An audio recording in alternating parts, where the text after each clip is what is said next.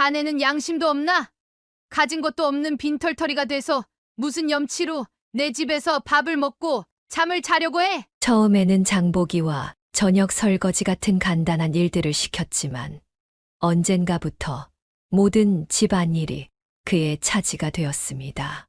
아내와 장모님은 바깥 일을 하는 것도 아니었으면서 하루 종일 집에 있으면서도 손 하나 까딱하지 않았습니다. 그는 아침마다 처가 식구들을 위해 아침밥을 준비했고 퇴근하고 돌아오면 또 장을 보고 저녁을 지었습니다. 남들처럼 평일에만 일해서 어느 세월에 집을 사? 언제까지 내 딸이랑 이 집에서 붙어 먹을 건데? 난 자네를 더는 못 믿겠네. 자네에게 돈 관리를 맡겼다간 또 어디서 어떻게 날려버릴지 불안해서 견딜 수가 없어. 앞으로 돈 관리는 내가 할 테니까 나한테 주면 되네. 사연을 듣고 난 후 각자의 의견을 댓글로 남겨주시기 바랍니다. 사연자분에게 큰 힘이 될 수 있습니다. 각색될 수 있고 사연자분의 입장에서 구성될 수 있습니다. 윤덕규 씨는 젊은 시절 여자에게 큰 관심이 없었습니다. 그때 그가 관심 있던 건 오직 돈뿐이었습니다. 부모님이 시골에서 이것저것 농사를 짓고 계셨는데 알만한 사람들은 다 알다시피 그렇게 큰 돈을 벌진 못했습니다. 풍년이 들면 농작물 값이 떨어져서 문제고 흉작이면 팔 게 없어서 문제고 여러모로 빚이나 생기지 않으면 다행인 일이었죠. 그와 동생들이 끼니를 굶을 정도는 아니었지만 그렇다고 넉넉한 형편도 아니었던 터라 중학교 때부터 신문 배달을 하면서 생활비를 보탰습니다. 대학 등록금도 공사장에서 일하며 스스로 마련했습니다. 사정이 이렇다 보니 자연스럽게 돈에 대한 집착 같은 것이 생겼습니다. 대학교에 들어가서도 남들 다 놀고 연애할 때 그는 묵묵히 공부하고 아르바이트만 했습니다. 하루빨리 좋은 회사에 취직해 돈을 모으고 싶었기 때문이었습니다. 지긋지긋한 가난에서 벗어나고 싶었습니다. 그렇게 치열하게 학창 시절을 보낸 덕분에 그는 남들이 이름만 들어도 아는 큰 기업에 취직할 수 있었습니다. 대기업인 만큼 신입사원들의 초봉도 꽤 높은 편이었습니다. 그는 매달 부모님에게 보내는 생활비와 동생들 용돈을 제외하고는 대부분의 돈을 저축했습니다. 당시 재테크에 대해 아는 것이 없어서 그냥 무식하게 적금에만 넣었지만 10년을 모으니 꽤 큰 종잣돈이 모였습니다. 그때 한창 주식 붐이 일었고 친구들은 모두 주식을 하고 있었습니다. 한 친구가 좋은 종목만 콕콕 집어주겠다며 주식에 참여하라고 유혹했지만 그는 주식에 대해 아는 것이 전혀 없었고 무엇보다 집을 사는데 관심이 있었습니다. 당시 그는 회사에서 제공하는 사택에 살고 있었습니다. 혼자 살기에 불편함 없는 집이었지만 내 집이 아니라 그런지 정이 붙지 않았습니다. 그래서 회사 근처에 괜찮은 집이 없나 알아보던 중이었습니다. 어느 날 같은 팀의 막내 직원이 그에게 다가와 묻더군요. 과장님, 이사 가시게요? 어디로요? 아마도 그가 부동산 직원과 통화하는 것을 들었던 모양이었습니다. 그는 대답했습니다. 응, 나이도 있는데 언제까지 사택에서 살 수는 없잖아. 이제 그만 내 집 마련해야지. 그러자 그 직원이 조심스럽게 물었습니다. 과장님, 혹시 결혼하시는 건 아니죠? 당시 그는 회사에서 꽤 유명한 노총각이었습니다. 지금이야 결혼을 늦게 하는 추세라 30대 중반이면 노총각도 아니지만 그때는 다들 빨리 결혼해서 가정을 꾸리곤 했습니다. 그도 30대가 되자 초조해져서 친구들의 소개로 몇 번 선을 보았지만 인연을 만나지 못했습니다. 그는 잘생긴 얼굴도 아니었고 키도 작은 편이었으며 농사를 짓는 가난한 집안의 장남이었으니까요. 좋은 회사를 다니긴 했지만 얼굴, 부모님의 직업, 그리고 여자를 한 번도 만나보지 못해 어색한 성격으로 인해 늘 퇴짜를 맞기 일쑤였습니다. 그래서 그는 결국 결혼을 단념하게 되었습니다. 그러던 어느 날, 그 막내 직원이 뜻밖의 말을 꺼냈습니다. 갑자기 그의 팔에 손을 얹으며 말했습니다. 왜요? 전 과장님 같은 분과 결혼하면 너무 좋을 것 같은데요. 듬직하고 자상하고 일도 잘하시잖아요. 그의 인생에서 한 번도 경험해보지 못한 호감의 표현이었습니다. 여자의 면역이 없던 그는 그 한 번의 스킨십과 달콤한 말만으로도 그 직원에게 호감을 가지게 되었습니다. 비록 그보다 9살 어린 후배였지만 그녀가 여자로 보이기 시작했습니다. 그녀는 긴 생머리에 맑은 얼굴을 가진 청순 가련한 여성이었으니까요. 게다가 항상 웃는 낯에 일을 잘해 모두가 좋아했습니다. 남초 회사라 여직원이 귀한 곳이었기에 그녀는 입사하자마자 회사의 마돈나 같은 존재가 되었습니다. 다른 부서에서도 구경을 올 정도였습니다. 그런 여자가 자신과 결혼하고 싶다며 웃어 보이니 반하지 않는 것이 이상한 일이었습니다. 하지만 그는 나이 차이도 크고 회사 상사였던지라 쉽게 다가갈 수 없었습니다. 대시했다가 차이고 회사에 소문이라도 나면 큰일이었기 때문입니다. 그런데 그날 이후 그녀가 먼저 적극적으로 호감을 표현하기 시작했습니다. 매일 아침 그의 자리에 와서 직접 탄 커피를 건네주며 인사도 하고 업무와 관련된 질문을 핑계로 자주 그를 찾았습니다. 다른 직원들이 놀릴 정도였습니다. 영서 씨, 요즘 왜 이렇게 과장님 자리로 자주 가요? 혹시 과장님 좋아하는 거 아니에요? 그럼 그녀는 부정하지 않고 웃으며 대답했습니다. 티 많이 나요. 제가 과장님 많이 좋아하긴 하죠. 여자가 그렇게까지 적극적으로 나오는 대도 대시하지 않으면 남자도 아니었습니다. 고민하던 그는 결국 용기를 내어 데이트 신청을 했습니다. 영서 씨, 이번 주말에 시간 돼요? 고기 좋아한다고 했잖아요. 내가 사줄게요. 그러자 그녀는 환하게 웃으며 대답했습니다. 네, 좋아요. 그의 인생 최초의 데이트가 시작된 순간이었습니다. 그는 전날 얼마나 떨렸던지 이발소에 가서 머리도 하고 백화점에서 옷까지 새로 한 벌 맞추었습니다. 다행히 데이트는 성공적이었습니다. 그녀는 그가 던지는 사소한 농담에도 갸르르 웃어줬고 그가 고른 식당도 이렇게 멋진 곳은 처음이에요 라며 좋아했습니다. 망설이던 그는 그녀를 바래다 주던 길에 결심했습니다. 영서 씨, 우리 진지하게 한번 만나보지 않을래요? 퇴사 상사인 내가 이런 말 하면 부담스러울 수 있다는 거 알지만 오늘 영서 씨랑 같이 밥 먹고 공원 산책하면서 처음으로 사는 게 참 행복하다는 생각을 했어요. 앞으로도 계속 영서 씨랑 이렇게 지내고 싶어요. 그는 자신의 마음을 고백했습니다. 너무 성급한 게 아닌가 싶었지만 마음이 움직이는 대로 표현하고 싶었습니다. 그런 그의 진심이 통했던 것일까요? 사실 어느 정도 거절을 각오하고 한 고백이었는데 그녀는 수줍게 웃으며 대답했습니다. 네, 좋아요. 사실 저도 오래전부터 과장님이랑 남자 대여자로 만나보고 싶다고 생각하고 있었거든요. 생각지도 못한 대답에 한동안 벙쪄 있던 그는 물었습니다. 그러니까 지금 그 말은 영서 씨도 내가 좋다는 거예요? 그녀는 그런 그를 보며 웃으며 말했습니다. 네, 저도 좋다고요. 과장님. 이제 과장님이라고 하면 좀 그렇네요. 회사 밖에선 오빠라고 해도 되죠? 덕규 오빠. 그녀는 귀엽게 혀를 내밀며 말했습니다. 그는 마치 세상을 다 가진 것 같은 기분이 들었습니다. 그 뒤로 그는 그녀와 본격적으로 사귀기 시작했습니다. 그녀는 그보다 한참 연하였지만 연애가 처음이라 서툴기만 한 그를 대신해 관계를 능숙하게 이끌었습니다. 그는 때로는 소녀처럼 수줍고 때론 여인처럼 과감한 그녀에게 완전히 빠져버렸습니다. 늦게 배운 도둑질이 무섭다더니 그는 매일같이 회사에서건 집에서건 그녀 생각뿐이었습니다. 결국 회사에도 소문이 났습니다. 그는 여자친구와 상의 끝에 연애 사실을 공개했습니다. 그의 나이 때문인지 직원들은 자연스럽게 물었습니다. 국수는 언제 먹여줄 거예요?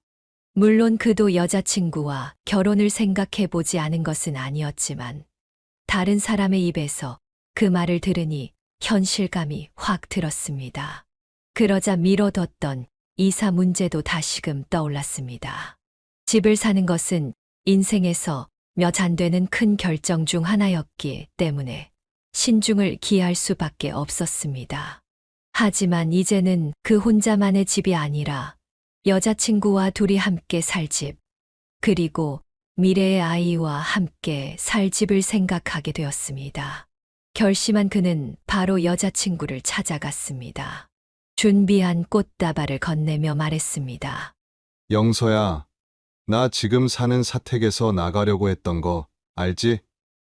집을 사려고 말이야. 그런데 그 집을 나 혼자 보는 게 아니라 너랑 같이 보고 싶어. 너랑 언젠가 태어날 우리 아이를 위한 집을 구하고 싶은데 너는 어떻게 생각해? 여자친구는 환하게 웃으며 대답했습니다. 그 말을 얼마나 기다렸는 줄 알아요? 이러다 내가 먼저 얘기를 꺼내야 하나 고민했었다고요. 그런데 무슨 프로포즈를 반지도 없이 해요? 그녀는 눈을 흘겼지만 허락이나 다름없는 말이었습니다. 그들은 양가 부모님께 인사를 드렸고 결혼 날짜를 잡은 후 신혼집을 알아보기 시작했습니다. 여자친구는 회사 생활을 시작한 지 얼마 되지 않아 모아둔 돈이 없었지만 그는 그동안 많이 모아둔 덕분에 괜찮았습니다.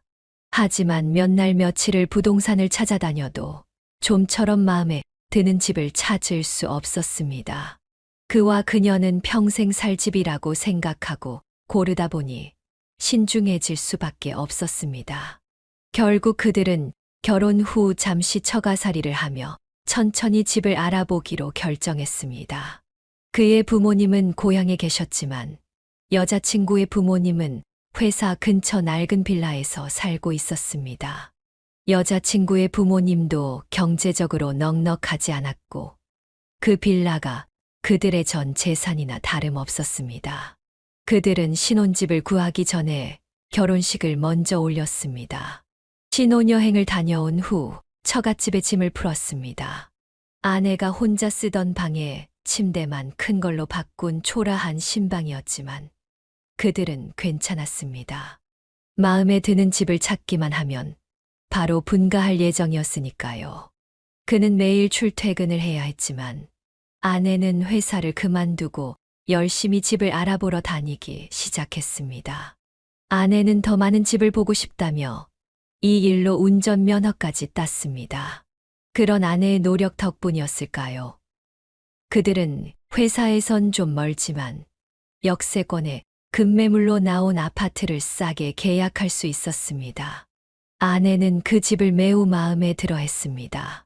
근처에 유치원과 초등학교도 있었고 신축 건물이라 깨끗하며 평수도 넉넉했기 때문입니다.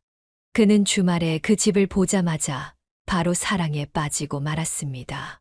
계약금을 먼저 내고 돌아온 날, 두 사람은 그 집을 어떻게 꾸밀지 얘기하며 거의 밤을 새웠습니다.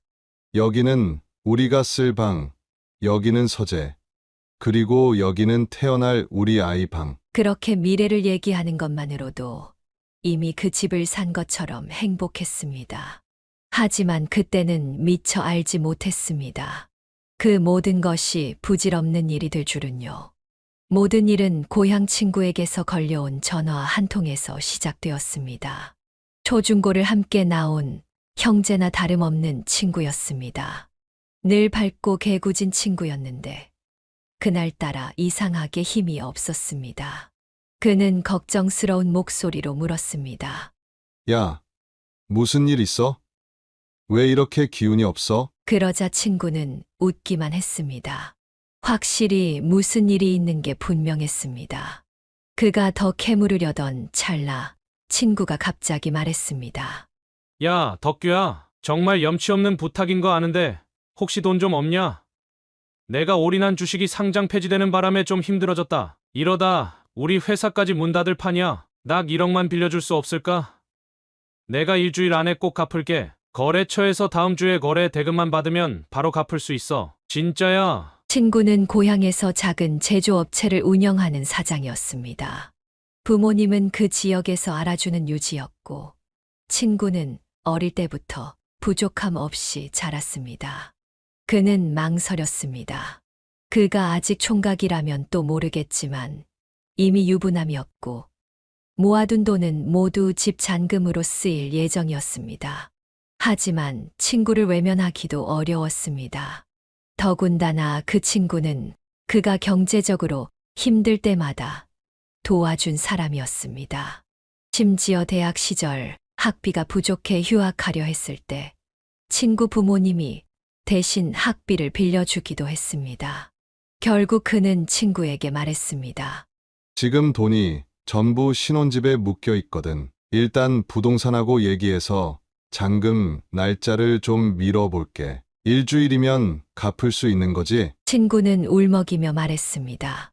당연하지. 고맙다. 진짜 고맙다. 그는 친구를 달래고 나서 아내에게 전화를 걸었습니다. 자초지종을 설명하며 집 계약을 좀 미루자고 말했습니다. 그러나 아내는 예상보다 더 거세게 반대했습니다. 무슨 말도 안 되는 소리야? 그 친구를 뭘 믿고 그렇게 큰 돈을 빌려줘? 그러다 일주일 안에 돈 안 주면 어떻게 할 거야? 절대 안 돼! 그는 아내를 진정시키려 했습니다. 절대 내 친구 그런 놈 아니야. 국민학교 때부터 믿을 수 있는 친구라고. 내가 힘들 때도 늘 도와준 친구야. 그러나 아내는 화를 참지 못했습니다. 도와주고 싶어도 능력이 돼야 도와주지! 신혼집 계약할 돈을 뺏어 빌려주는 게 말이 돼? 그는 답답한 마음에 내뱉었습니다. 어차피 내 돈이잖아. 당신은 모아둔 돈 하나 없이 맨몸으로 시집 왔으면서 왜 그래? 대화를 나눌수록 감정의 골은 깊어졌습니다. 결국 그는 아내의 반대를 무릅쓰고 부동산의 사정을 이야기한 뒤 친구에게 돈을 빌려주었습니다. 그 일로 아내와 사이가 크게 틀어졌지만 친구가 제때 돈을 갚기만 하면 해결될 문제라고 생각했습니다. 그러나 그는 너무 순진했던 것입니다. 일주일 뒤 친구에게서는 아무런 연락도 오지 않았습니다. 전화를 걸어도 없는 번호라고 뜨고 집을 찾아가도 아무도 없었습니다. 그는 미칠 것 같았습니다. 그 친구를 찾아 고향까지 내려갔지만 친구의 부모님조차 그가 어디로 갔는지 모른다고 했습니다. 이미 그 부모님의 재산까지 빚을 갚는 데 써버렸다고 했습니다. 어려울 때 도와준 그분들께 내 돈 내놓으라며 행패를 부릴 수는 없었기에 그는 소득 없이 집으로 돌아올 수밖에 없었습니다. 아내는 그럴 줄 알았다며 울고불고 난리가 났습니다. 장인어른과 장모님까지 나서서 그를 탓했습니다.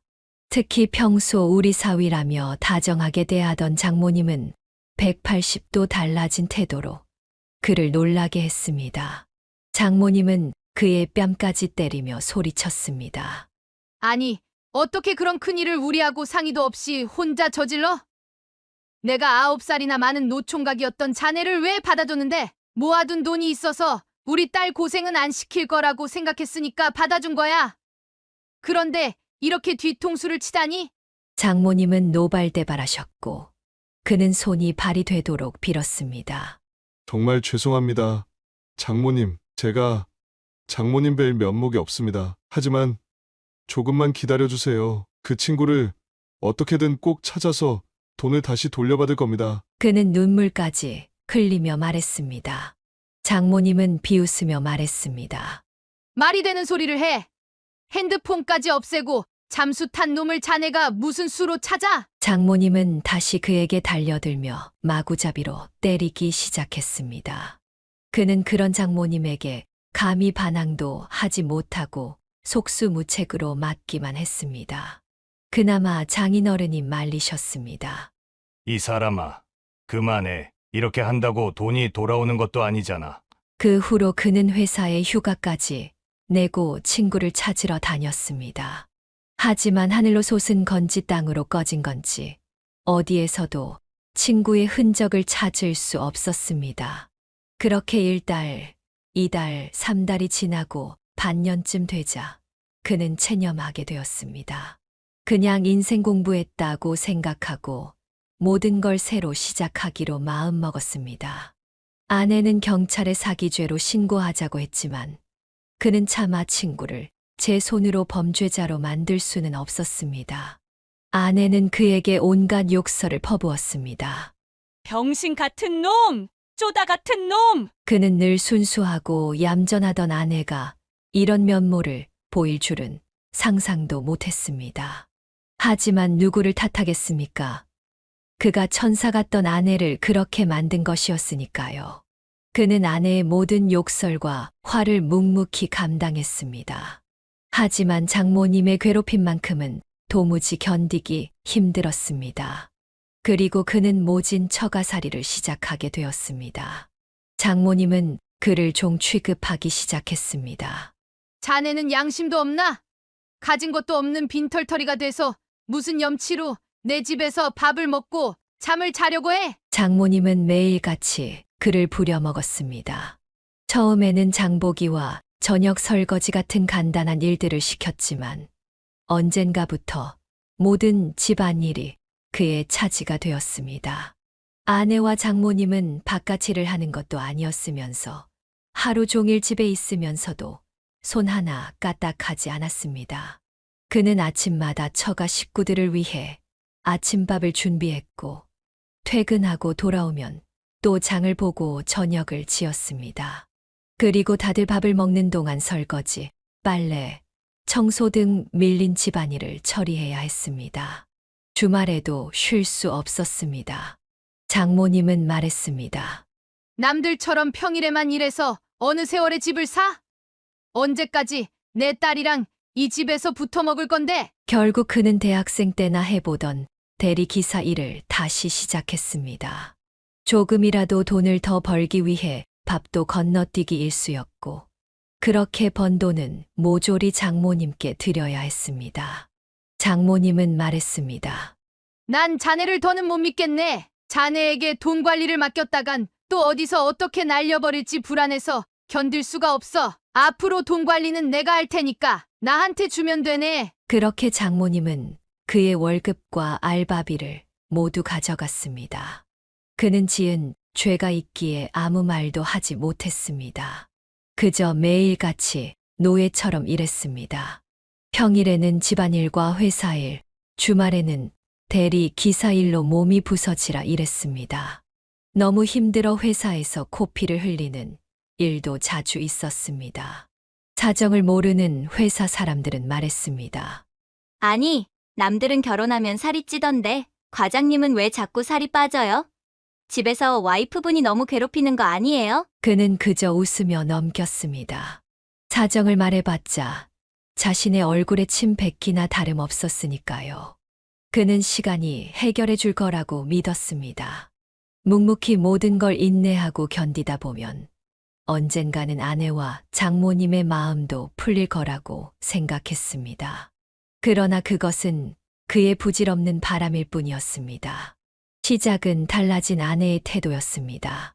그를 보면 언제나 돈 타령을 하며 바가지를 긁던 아내가 어느 날부터 그에게 잘해주기 시작했습니다. 장모님의 구박을 견디며 퇴근하자마자 집안일을 하고 있으면 아내는 말했습니다. 엄마, 이제 이 사람한테 이런 것 좀 그만 시켜. 그리고 외출했다가 갑자기 그의 생각이 났다며 그가 좋아하는 간식을 사오기도 했습니다. 처음에는 아내의 마음이 풀렸다고 생각했습니다. 하지만 점점 뭔가 찜찜한 기분이 들었습니다. 언젠가부터 아내는 그의 눈을 똑바로 쳐다보지 않았습니다. 그것은 마치 뭔가를 숨기는 사람 같았습니다. 갑자기 상냥해진 것도 죄책감에서 비롯된 것처럼 느껴졌습니다. 그는 친한 친구에게 상담했습니다. 친구는 말했습니다. 내가 과민 반응하는 거야. 재수 씨가 그동안 너한테 너무 심하게 대해 미안해서 그런 거겠지. 이 기회에 다시 예전처럼 잘 지내봐. 그리고 애도 빨리 가져야지. 그는 친구의 말을 듣고 아내를 더는 의심하지 않기로 했습니다. 이 기회에 아내와 소원해진 관계를 회복해야겠다고 마음먹었습니다. 생각해보니 그가 아내와 잠자리를 하지 않은 지 거의 1년이 넘었더군요. 그는 그날 밤 옆에 누운 아내에게 조심스레 손을 뻗으며 말했습니다. 여보, 우리 오랜만에 어때? 하지만 아내는 침대에 눕기 전까지 웃어주던 모습과는 달리 매몰차게 대답했습니다. 싫어요. 나 피곤해요. 남자들은 알 겁니다. 아내에게 잠자리를 거부당하는 것이 얼마나 창피하고 스스로 작아지는지. 하지만 그는 최근 몇 달 동안 달라진 아내의 태도를 떠올리며 한 번 더 용기를 내보기로 했습니다. 그치만 내일은 당신 문화센터 가는 날도 아니잖아. 우리 안 한 지 좀 되기도 했고. 그는 부드럽게 말하며 덧붙였습니다. 슬슬 아이도 갖는 게 좋지 않을까? 물론 아직 우리가 그런 형편은 아니지만 내가 나이도 있고 당신도 나랑 당신 반씩 닮은 예쁜 아기 빨리 낳고 싶다 했잖아. 하지만 그의 진심은 닿지 않았습니다. 아내는 기가 차다는 듯 말했습니다. 친구한테 전 재산 다 꼬라박아 놓고도 그 짓을 하고 싶어요? 그리고 애는 무슨 애? 애 생기면 당신이야 좋겠지만 나랑 그 애는요? 집도 절도 없는 마당에 애를 뭐 여기서 키울 거예요? 우리 엄마 아빠 집에서 그는 억울한 마음에 말했습니다. 애 생기면 내가 더 열심히 할게. 회사 끝나고 노가다를 뛰든 대리 일을 더 늘리든 해서 당신하고 우리 애 절대 고생 안 시킬 거야. 그러나 아내는 한숨을 내쉬며 차갑게 대꾸했습니다. 입으로는 무슨 말인들 못하겠어요. 원래 우리 들어가려던 아파트 1년 새 2배 가까이 뛴 거 알아요? 그깟 대리 일로는 평생 일해도 그 집 못 사요. 결국 이 얘기의 끝은 또 집 얘기였습니다. 그는 아무 말도 하지 못하고 슬그머니 화장실로 향했습니다. 변기에 앉아 속상한 마음을 가라앉히려고 했습니다. 거실이나 베란다로 나가면 장모님이나 장인어른이 한마디 할 게 뻔했기 때문이었습니다. 혼자 변기에 앉아 담배를 피우며 그는 스스로가 초라하고 비참하게 느껴졌습니다. 아내에 대한 화가 조금 풀린 듯 하면서도 여전히 답답한 감정이 가라앉지 않았습니다. 하지만 아내를 이해하지 못할 것도 없었습니다. 그가 집 살 돈을 친구에게 주지만 않았어도 아내가 이렇게 돌아설 일은 없었을 테니까요. 결국 다 그의 잘못이었습니다. 사과할 생각으로 자리에서 일어선 그는 아내가 담배 냄새를 싫어하는 걸 떠올리며 손을 씻었습니다. 그러나 수건이 없었습니다. 평소 거울 뒤에 있는 찬장에 예비용 수건을 넣어두는데 그곳도 텅 비어 있었습니다. 그는 오늘 수건 빨래를 해야 했다는 걸 깜빡한 걸 깨달았습니다. 급한 대로 세탁실로 나가 쓰던 수건으로 손을 닦으며 내일 아침 일찍 빨래부터 돌려야겠다고 생각했습니다. 그런데 빨래 바구니에서 뭔가가 반짝거렸습니다. 자세히 보니 아내가 입었던 자켓 주머니에서 무언가가 튀어나와 있었습니다. 그는 아무 생각 없이 그걸 집어들었습니다. 그러나 물건의 정체를 확인한 순간 그는 그대로 굳어버렸습니다. 그것은 피임약이었습니다. 그와 아내는 반년 넘게 잠자리를 하지 않았습니다. 그런데 피임약은 이미 절반 넘게 비어 있었습니다. 아내가 꾸준히 피임약을 챙겨 먹었다는 뜻이었습니다. 눈앞이 캄캄해졌습니다. 왜 아내가 피임약을 먹고 있는지 도무지 이해할 수 없었습니다. 아무리 생각해봐도 답은 하나뿐이었습니다.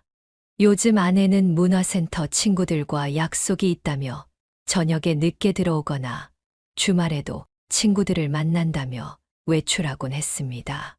늘 예쁘게 원피스를 입고 곱게 화장까지 하며 말이죠. 그는 그동안 아내가 꾸미는 걸 좋아해서 그러는 줄 알았습니다. 하지만 이제는 남자를 만나고 있었을지도 모른다는 생각이 들었습니다. 그는 떨리는 손으로 피임약을 다시 주머니에 넣고 방으로 돌아왔습니다. 아내는 이미 잠들어 있었습니다. 두근거리는 마음으로 아내를 쳐다보다가 아내의 핸드폰을 집어들었습니다. 하지만 비밀번호가 걸려 있었습니다. 원래 아내는 이런 걸 귀찮다며 풀어두는 편이었는데 이번에는 잠겨 있었습니다. 그날 밤 그는 한숨도 자지 못하고 뜬 눈으로 밤을 지새웠습니다. 다음 날 그는 평소처럼 아침상을 차리고 처가 식구들을 먹인 뒤 밖으로 나왔습니다. 출근하는 대신 차를 골목에 몰래 빼놓고 회사에 전화를 걸었습니다. 김 대리, 내가 오늘 몸이 좀 안 좋아서 출근을 못할 것 같아. 나 대신 미팅 자료 좀 준비해줘. 부탁할게. 그렇게 부하 직원에게 일을 부탁한 뒤 얼마 지나지 않아 빌라 입구에서 익숙한 여자의 모습이 나타났습니다. 그의 아내였습니다. 팬티가 보일 듯한 짧은 치마에 진한 화장까지 누가 봐도 남자를 만나러 가는 차림새였습니다. 그는 조심스럽게 아내의 뒤를 밟기 시작했습니다. 아내를 미행하며 그는 제발 자신이 착각한 것이길 바랐습니다. 하지만 마주한 진실은 너무도 잔인했습니다. 아내는 그와 연애 시절에나 갔을 법한 근사한 레스토랑으로 들어갔습니다. 그리고 웬 기생오라비 같은 남자와 다정하게 앉아 밥을 먹기 시작했습니다. 서로 먹여주고 어깨를 쓰다듬으며 스킨십을 나누는 모습은 누가 봐도 연인 사이였습니다. 구석진 자리에서 몰래 그 모습을 지켜보던 그는 내연남의 손이 아내의 허벅지로 향하자 더는 참지 못하고 벌떡 일어섰습니다. 그리고 아내의 테이블로 다가가 소리쳤습니다. 당신, 지금 여기서 뭐 하는 거야? 그제야 그를 발견한 아내는 하얗게 질린 얼굴로 말했습니다. 당신이 여긴 어떻게? 그는 아내를 노려보며 소리쳤습니다.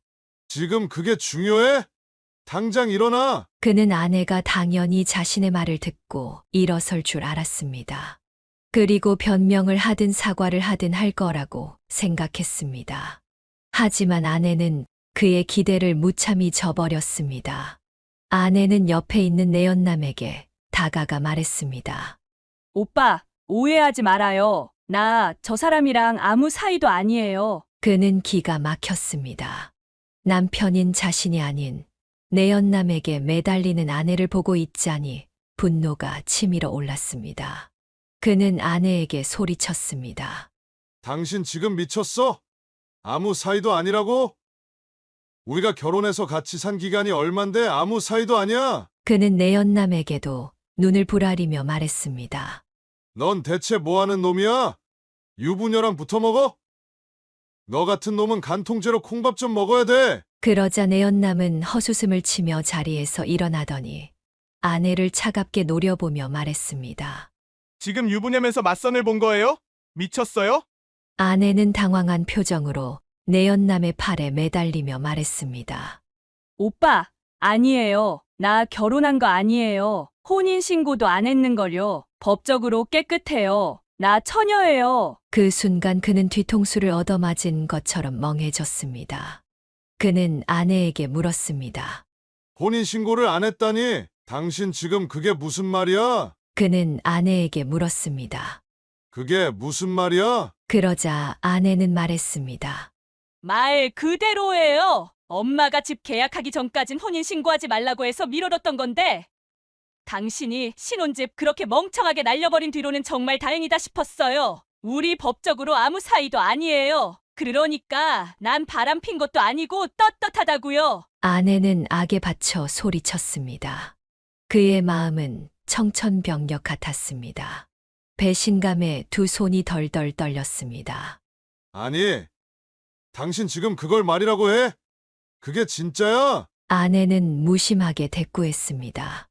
못 믿겠으면 동사무소 가서 서류 떼봐요. 여기서 이렇게 행패 부리지 말고. 그리고는 그를 뒤로 한 채 내연남을 뒤쫓아 갔습니다. 오빠 잠깐만. 내 말 좀 들어봐요. 아내가 내연남을 부르는 소리를 들으며 그는 그 자리에 얼어붙었습니다. 죽고 싶다는 생각까지 들었습니다. 그는 그 길로 바로 동사무소에 가서 서류를 떼보았습니다. 아내의 말은 사실이었습니다. 그가 회사 일로 바빠서 혼인신고를 아내에게 부탁했을 때 아내는 아예 신고를 하지 않았던 것이었습니다. 그제야 그는 아내가 처음부터 그의 재산만 노리고 접근한 것이 아닌가 하는 의구심까지 들었습니다. 그는 아내에게 전화를 걸었습니다. 하지만 아내는 그의 전화를 수신 거부했습니다. 결국 그는 힘없이 집으로 돌아왔습니다. 머릿속에서는 온갖 생각이 휘몰아쳤습니다. 아내는 지금 내 연남과 함께 있는 걸까? 언제부터 바람을 핀 걸까?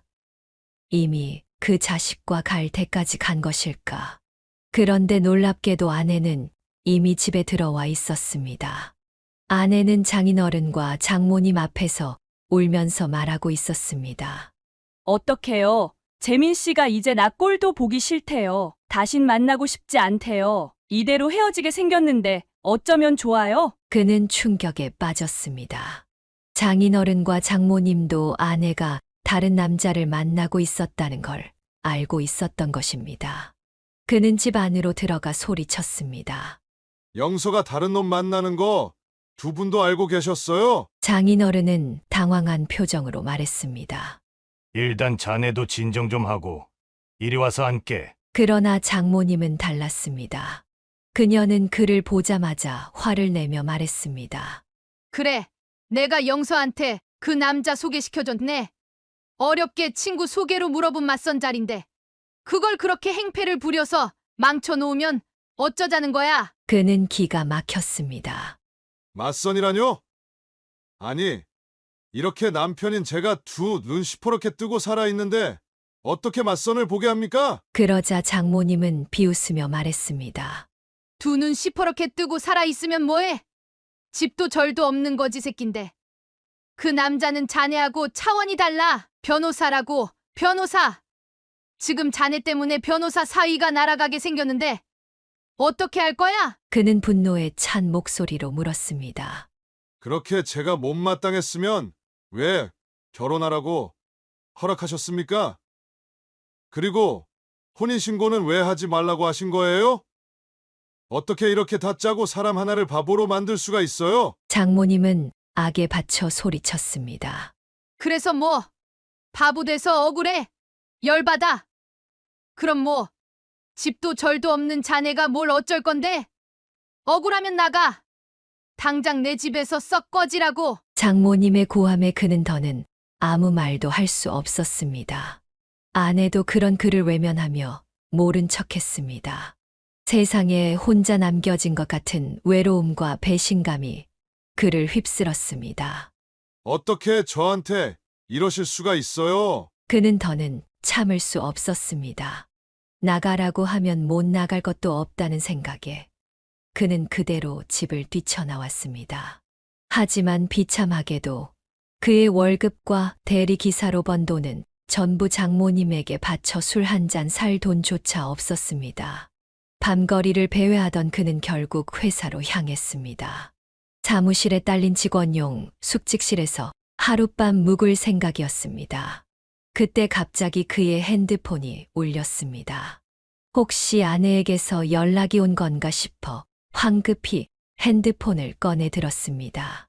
그러나 화면에 뜬 이름을 본 순간 그는 멍해졌습니다. 전화를 건 사람은 아내가 아니라 그가 돈을 빌려준 친구였습니다. 놀란 그는 전화를 받자마자 소리쳤습니다. 이 자식아, 너 대체 어디야? 분노에 찬 목소리로 그는 계속 외쳤습니다. 너 어떻게 나한테 이럴 수 있어? 내 돈 내놔. 이 새끼야! 그는 미친 사람처럼 소리쳤습니다. 친구는 대답도 못하고 한참 흐느끼기만 하더니 평소 그들이 자주 가던 단골 술집으로 오라고 했습니다. 그는 친구가 도망칠까봐 전화를 끊지 않은 채로 약속 장소로 향했습니다. 친구는 그를 보자마자 더욱 서럽게 울며 그의 앞에 무릎을 꿇었습니다. 그는 친구가 무릎 꿇고 빌며 말하는 걸 들었습니다. 미안하다. 정말 미안하다, 덕규야. 내가 죽을 죄를 지었어. 도저히 내 앞에 설 면목이 없어서 그냥 도망쳤다. 친구는 싹싹 빌기 시작했습니다. 고생을 꽤나 한 듯 친구의 얼굴은 몰라보게 상해 있었습니다. 그는 반쯤 죽여놓겠다는 결심이 무색해질 만큼 마음이 약해졌습니다. 그는 말없이 친구를 일으키며 물었습니다. 그동안 어떻게 지냈냐? 친구는 더욱 서럽게 울며 그동안의 자초지종을 설명했습니다. 빚쟁이들을 피해 잠시 동남아로 도망가 있었고 베트남의 한 고깃집에서 서빙 알바로 일했다고 했습니다. 그는 어느 정도 예상한 대로였습니다. 그러나 그 이후의 이야기는 충격적이었습니다.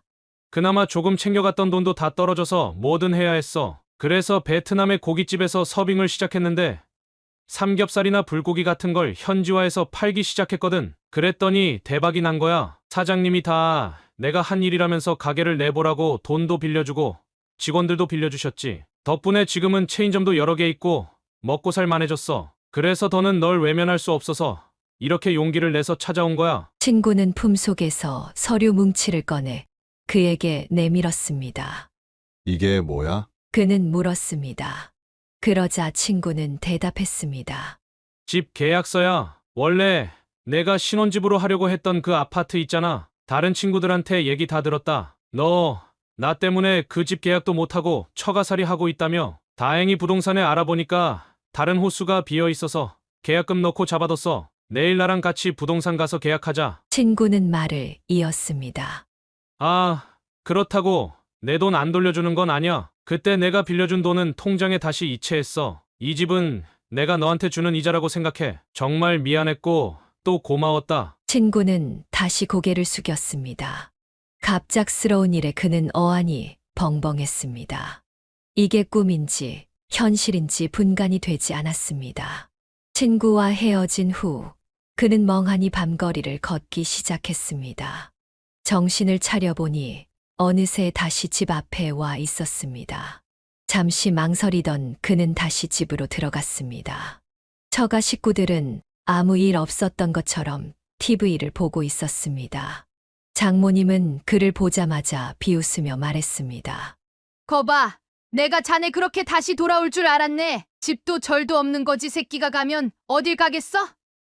들어와서 얼른 밥이나 차려. 옆에 있던 아내는 장모님의 말에 인상을 쓰며 대꾸했습니다. 엄마, 나 저 인간이랑 헤어질 거라니까. 뭐 하러 다시 들어오라고 해? 이 기회에 그냥 쫓아내면 될걸. 저 인간 때문에 변호사 사위 날아간 거 잊었어? 장모님은 아내를 달래며 말했습니다. 그러니까 더 데리고 있어야지. 우리가 저 자식 때문에 입은 손해를 생각해봐. 월급이며 대리기사 알바비며 한참은 더 받아내야 돼. 꼴 보기 싫어도 조금만 더 참아. 아내는 고개를 끄덕였습니다. 그에게는 허무함이 밀려왔습니다. 사랑했던 여자는 이제 어디에도 없었습니다. 눈물이 찔끔 나올 정도였습니다. 하지만 처가 식구들은 그런 그를 아랑곳하지 않았습니다. 장모님은 호통을 쳤습니다. 자네, 거기서 뭘 그렇게 멍청하게 서 있어? 얼른 들어가서 저녁부터 차려. 아, 그 전에 거실 화장실 변기가 또 막혔으니 얼른 뚫고. 그는 말없이 처가 식구들 앞으로 다가갔습니다. 그리고 침착하게 말했습니다. 그래.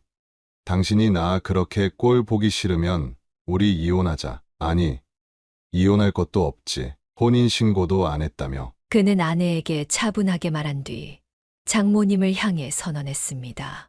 저 지금 바로 짐 싸서 나가겠습니다. 앞으로는 다시는 얼굴 볼 일 없었으면 좋겠네요. 변기는 알아서 뚫으시고 밥도 이제 알아서 해 드세요. 장모님은 코웃음을 치며 비아냥거렸습니다. 방금 기어 들어와 놓고 뭘 또 나가? 자네가 갈 데가 어딨다고? 지금 갈 데 없어서 다시 온 거면서 주제에 남자라고 자꾸 자존심은 세우네. 그는 말없이 손에 들고 있던 아파트 계약서를 들어 장모님에게 보였습니다. 장모님은 그걸 보자마자 눈이 휘둥그레졌습니다. 그는 장모님이 코웃음을 치자 아파트 계약서를 들어보이며 말했습니다. 이게 뭔지 아십니까? 제가 원래 사려고 했던 그 아파트 계약서입니다. 방금 돈 빌려준 그 친구 만나고 온 길이에요. 돈 다 돌려받았고요. 그동안 고맙다면서 이 아파트를 이자로 주기로 했습니다. 제가 갈 곳이 왜 없겠습니까? 통장엔 1억이 있고 이렇게 번듯한 아파트도 있는데 이제 이 거지같이 다 쓰러져가는 빌라에서 세 식구 오순도순 행복하게 잘 살아보십시오. 그는 벙쪄 있는 처가 식구들을 뒤로하고 방으로 들어가 짐을 싸기 시작했습니다. 그 모습을 지켜보던 아내가 다가와 물었습니다. 오빠 진짜야? 진짜 그 친구 돌아왔어? 돈을 다 갚았어? 장인어른도 다급하게 말했습니다. 그래, 윤서방. 얼른 자세히 얘기 좀 해보게. 그 사이 장모님은 주방으로 들어가 갑자기 요리를 하기 시작했습니다. 잠시 후 온 집안에 맛있는 음식 냄새가 퍼졌습니다. 그러나 그는 개의치 않고 짐을 싸서 현관으로 향했습니다. 아내가 얼른 그의 팔을 붙잡았습니다. 가더라도 밥은 먹고 가, 오빠. 저녁도 못 먹었을 거 아니야. 그는 아내에게 냉담하게 대꾸했습니다. 내가 너랑 밥을 왜 먹어? 이제 남남인데. 그러자 아내는 애써 변명했습니다. 남남이라니, 그게 무슨 말이야? 아까 그 남자 때문에 그래? 나 그 사람하고 아무 사이도 아니야. 그냥 내가 속상해서 다른 남자 만나는 척한 거야. 아내의 태도는 180도 달라져 있었습니다. 예전에는 귀엽게 느껴지던 코맹맹이 소리마저 가식적으로 들렸습니다. 장인어른도 나서서 그를 식탁 앞으로 밀어붙이기 시작했습니다. 결국 그는 식탁 앞에 반강제로 앉았습니다. 식탁에는 그가 좋아하던 잡채, 된장찌개, 불고기까지 진수성찬이 차려져 있었습니다. 장모님은 전에 없던 상냥한 미소를 지으며 말했습니다. 오랜만에 우리 사위를 위해 힘 좀 썼네. 일단 같이 밥부터 먹고 얘기하자고. 그는 기가 막혔습니다. 그는 더는 할 말이 없다는 듯 돌아섰습니다. 그러자 장모님이 그를 붙잡으며 사과했습니다. 내가 사과할게. 딸 가진 부모 입장에서 너무 속상해서 그랬어. 자네가 미워서 그동안 그렇게 모질게 굴었겠나. 그래도 1년 넘게 한 지붕 아래서 같이 살았는데 이렇게 끝내는 게 너무하잖아. 그는 조용히 대답했습니다. 저도 처음에는 다 제 잘못이라고 생각하고 살았습니다. 돈 버는 족족 장모님께 다 드리고 집안일도 열심히 했습니다. 주부습진이 생길 정도로요. 장모님과 영서가 손 하나 까딱 안 하고 저를 부려먹는 것도 다 이해하려고 했습니다. 그러나 그는 이어서 말했습니다. 하지만 저를 속이고 다른 남자와 선까지 본 건 선을 넘으신 겁니다. 그 남자와 잘 됐으면 저를 팽했을 거 아니에요. 지금이라도 늦지 않았으니 저 말고 그 변호사에게 매달려 보세요. 다른 남자와 1년 넘게 사실혼 관계였던 여자를 받아줄지는 모르겠지만 그는 쏘아붙였습니다. 모두 말문이 막힌 듯 아무 말도 하지 못했습니다. 그제야 굳어있던 아내가 울먹이며 말했습니다. 오빠, 진짜 왜 그래? 나 없이 살 수 있어? 그는 아내의 손을 뿌리쳤습니다. 다른 놈과 붙어먹은 더러운 손으로 날 만지지 마. 그는 미련 없이 그 집을 나왔습니다. 하지만 그는 결국 그 아파트에서 살지 못했습니다. 아내와 장모, 장인어른까지 하루가 멀다 하고 찾아와 매달렸기 때문입니다. 제발 돌아와 달라고 다시 시작하자고 했습니다. 아내는 직장까지 찾아와 그를 괴롭혔습니다. 결국 그는 그 아파트를 처분하고 부모님이 계신 고향으로 내려갔습니다. 연로하신 부모님이 늘 마음에 걸렸기 때문입니다. 다행히 그는 더 좋은 조건으로 이직에도 성공했습니다. 아내와 헤어지자마자 거짓말처럼 일이 술술 풀리기 시작했습니다. 하지만 아내는 그렇지 않았던 모양이었습니다. 어떻게든 그의 연락처를 알아내 다시 연락해 왔습니다. 재혼도 못하고 장인어른이 경비일에서 잘리면서 생계가 어려워졌다고 했습니다. 인과응보였습니다. 그는 제발 도와달라는 아내의 말을 듣고 고민했지만 결국 차갑게 대답했습니다. 다시는 연락하지 마. 그는 전화번호도 다시 바꾸었습니다. 그래도 한때 함께 살았던 여자라 마음이 쓰였지만 지금 그에게는 새로운 동반자가 있습니다. 그는 몇 년 전에 재혼해 새 가정을 꾸렸습니다. 전 부인과의 문제로 힘들 때 그 곁을 지켜준 정말 착하고 좋은 사람이었습니다. 그는 새로운 아내를 과거의 여자 때문에 힘들게 하고 싶지 않았습니다. 사람으로 받은 상처는 사람으로 치료한다는 말이 틀린 게 아니었습니다. 요즘 그는 인생이 즐겁기만 했습니다. 힘든 시간을 보내고 있는 사람들에게도 언젠가 빛날 날이 있을 거라는 생각을 전하며 그는 자신의 이야기를 마쳤습니다. 여기까지가 윤덕규님의 사연이었습니다. 덕규씨를 괄시하며 배은망덕한 처가에 시원한 복수가 있어 통쾌한 사연이었습니다. 사연을 듣고 댓글로 의견을 남겨주시기 바랍니다. 사소한 의견일지라도 사연자분에게는 큰 힘이 됩니다. 노골적인 악성 댓글은 사연자분에게 상처가 될 수 있으니 삼가주시기 바랍니다.